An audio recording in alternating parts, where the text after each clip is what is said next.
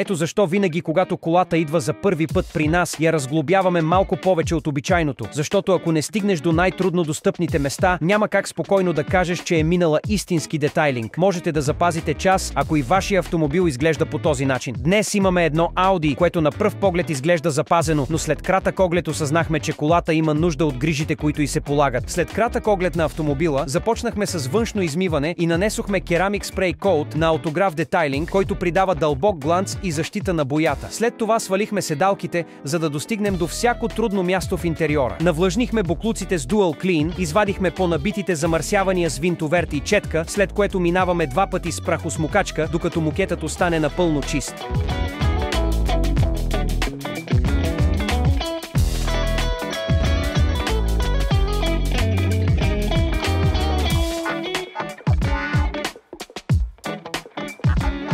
Седалките и мукетът преминаха през пълно пране с инклинър, пара и екстрактор, за да премахнем всяка следа от мръсотия и неприятна миризма.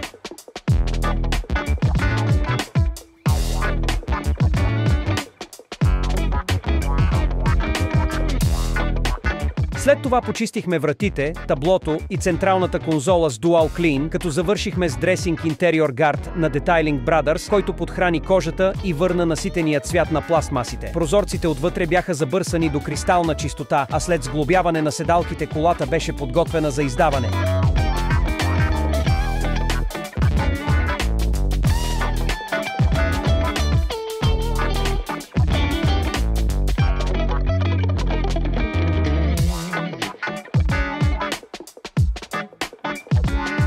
Интериор, който изглежда като нов, смек и матов финиш, свеж аромат и защита на всяка повърхност.